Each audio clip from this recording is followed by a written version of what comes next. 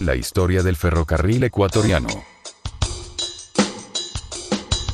El ferrocarril nace cuando la Asamblea Constituyente de 1861 autorizó la contratación de empresas nacionales y extranjeras para su construcción. Era un proyecto requerido por los ciudadanos no solamente para el traslado de personas, sino también de productos que permitirían agilitar el comercio entre los pueblos.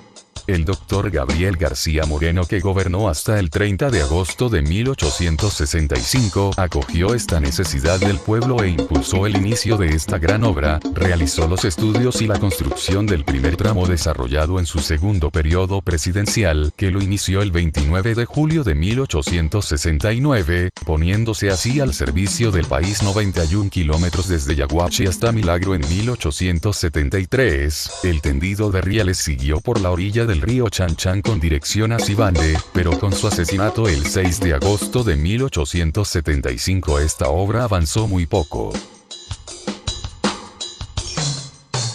Luego de este hecho se encargó el poder a Francisco Javier León hasta el 9 de diciembre de ese año, en que asumió el poder el doctor Antonio Borrero y Cortázar, que gobernó hasta el 8 de septiembre de 1876, pudiendo hacer poco por el ferrocarril, al ser derrocado por el general Ignacio de Ventimilla, que gobernó hasta el 9 de julio de 1883. En este periodo de casi 7 años solamente hizo 27 kilómetros de línea férrea.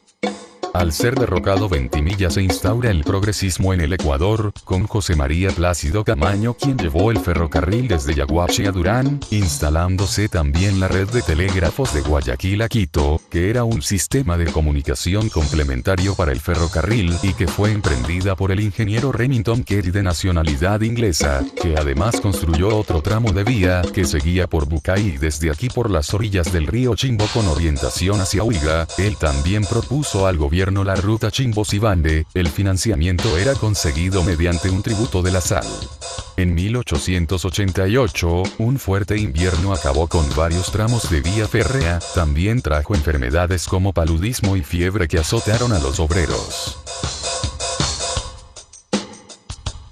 Acabó el periodo de Plácido Camaño el 30 de junio de 1888 y su sucesor fue el doctor Antonio Flores Gijón, hijo del general Juan José Flores, quien no continuó la obra debido al déficit presupuestario que tenía, sumado a la quiebra de la empresa del ingeniero Kerry.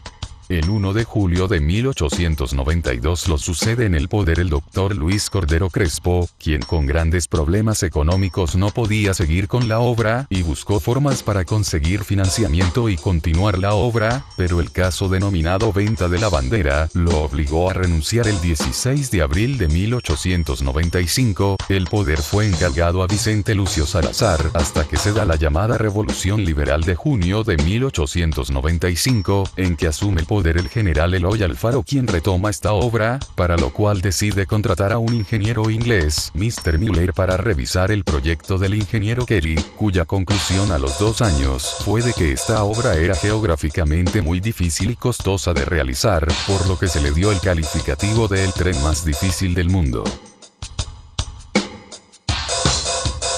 Alfaro buscó técnicos y capital extranjero, por lo que el ingeniero Archer Harman, un empresario norteamericano, que había terminado de trabajar en una obra ferroviaria en su país, resultó ser una gran oportunidad para continuar la obra, para lo cual se constituyó en 1897 la Compañía de Guayaquil and Quito Railway Company, que inicia los trabajos de construcción del llamado Ferrocarril del Sur.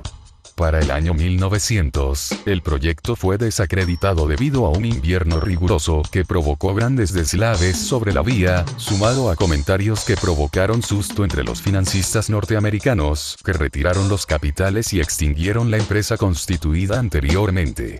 Esto obligó a Harman a buscar financiamiento en Londres para continuar con la obra. Para el año 1901, con el apoyo del norteamericano Archer Harman, que trabajó con profesionales nacionales y extranjeros, trabajadores ecuatorianos y más de 4.000 jamaiquinos, ya estaban listos unos 100 kilómetros hasta Naranjapata. Luego de esto Alfaro entrega el poder a su sucesor, el general Leonidas Plaza Gutiérrez. El general Leónidas Plaza en el poder se dedicó entre sus principales objetivos a avanzar con esta obra. Archer Harman y sus colaboradores construyeron la sorprendente nariz del diablo en el cerro que era conocido como el Nido del Cóndor, una montaña completamente perpendicular a 1900 metros sobre el nivel del mar, que se convirtió en un gran atractivo turístico. Esta obra se construyó a un costo de más de 1 millón de sucres, cotizado en alrededor de 2 sucres por dólar, pero sin duda el mayor costo fue la pérdida de varias vidas humanas durante su construcción. Plaza inauguró el 2 de mayo de 1902 la estación de Huigra, kilómetro 116, ubicada a 1219 metros sobre el nivel del mar. El 7 de septiembre de ese año, luego de trepar por la nariz del diablo, el tren llegó a Lausi. En junio de 1903 llegó a Guamote, kilómetro 183, ubicado a 3048 metros de altura. Luego a Riobamba, el 24 de julio de 1905, kilómetro 235, en este año se inauguró el tramo Durán-Riobamba. Al siguiente año llegó a Ambato en la presidencia de Lizardo García, quien gobernó desde el 1 de septiembre de 1905 hasta el 16 de enero de 1906, en que Eloy Alfaro da un golpe militar y se autoproclamó jefe supremo. Cabe destacar que el general Eloy Alfaro se enemistó con el general Leónidas Plaza, luego de ser compañeros en la Revolución Liberal, por lo que pese a ser el invitado especial en varias inauguraciones, al general Alfaro no le gustaba ver a Plaza en el papel protagónico y esta obra incrementó sus diferencias. Una vez en el poder, el general Eloy Alfaro culminó el tramo que faltaba hasta llegar a la capital, y el 25 de junio de 1908 el ferrocarril llega finalmente a Quito, inaugurándose así la ruta Durán-Quito, cumpliendo su sueño de inaugurar el principal tramo de la vía férrea. La entrada triunfal a Quito la hizo en la locomotora número 8, pero previamente hizo colocar un clavo de oro simbólico a su hija, América, cuando se colocó el último riel en el barrio Chimbacalle de Quito el 17 de junio de ese año. Alfaro gobernó hasta el 12 de agosto de 1911. Este tramo, desarrollado principalmente por los presidentes Moreno, Gutiérrez y Alfaro, permitió unir Guayaquil con Quito. Los guayaquileños se transportaban en lancha hasta la estación de Durán, y desde ahí podían viajar hasta Quito. El 1 de septiembre de 1911, asume la presidencia Víctor Emilio Estrada, pero murió en funciones el 21 de diciembre de ese mismo año. El poder fue encargado al siguiente día, a Carlos Freiles Aldumbide hasta el 6 de marzo de 1912, en que fue encargado el poder a Francisco Andrade Marín. En 1912, se inauguró el tramo Bahía Chone y murió asesinado el general Eloy Alfaro el 29 de enero de ese mismo año. La parte norte del ferrocarril tomó impulso en la segunda administración del general Leónidas Plaza Gutiérrez, creó rentas especiales para la construcción del ferrocarril del norte, creó la Junta Autónoma del Ferrocarril para que se construya esta obra. En 1915, ya se contaban con el trazado vial. Al siguiente año los trabajos inician bajo la dirección de Orenstein Coppold y la colaboración de algunos ingenieros nacionales.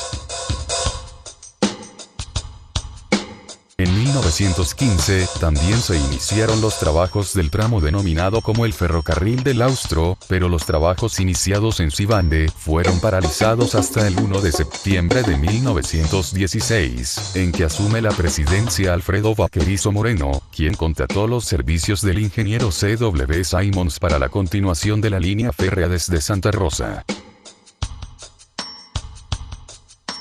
En 1929, bajo la administración del Dr. Isidro Ayora Cueva, se inició los trabajos para llevar el ferrocarril hasta San Lorenzo, y fue inaugurado el tramo Quito-Ibarra. Al año siguiente, se inauguró el tramo Santa Rosa, El Tambo, con discursos de agradecimientos para Vaquerizo Moreno por haber iniciado los trabajos del ferrocarril del Austro, y para Ayora por haber culminado el tramo en El Tambo. En 1936, se inauguró el tramo Guayaquil-Salinas, mientras que en agosto de 1945 el ferrocarril del Austro llegó a Azogues en el gobierno del Dr. José María Velasco Ibarra. En 1957, en el gobierno del Dr. Camilo Ponce Enríquez, se inauguró el tramo Ibarra-San Lorenzo y en 1965, finalmente se inaugura el tramo Sibambe-Cuenca iniciado por el general Leónidas Plaza, durante el periodo de la Junta Militar integrada por Ramón Castro Gijón, Luis Cabrera Sevilla, Marcos Gándara Enríquez y Guillermo Freile Pozo. Esta fue una obra de Estado, en la que varios presidentes dejaron a un lado sus diferencias y pusieron su granito de arena para continuar con esta gran obra que permitió unir varias provincias de nuestro país. El tren trajo bienestar a las poblaciones cercanas por donde pasaba, varios hoteles se construyeron cerca de la vía, el comercio entre los pueblos se incrementó y varias fuentes de ingresos se generaron para los pobladores cercanos a los lugares por donde pasaba la vía férrea. Desde hace varios años atrás se estuvo analizando la restauración de esta importante obra iniciada por el Dr. Gabriel García Moreno y desarrollada en gran parte por los generales Eloy Alfaro y Leónidas Plaza. El gobierno nacional del economista Rafael Correa ha tomado la acertada decisión de emprender su restauración a través de la empresa de ferrocarriles del Ecuador, que consiste en rehabilitar las principales estaciones de la vía férrea y optimizar los elementos que posee dicha empresa, tales como la locomotora a vapor, a diésel y los autoferros.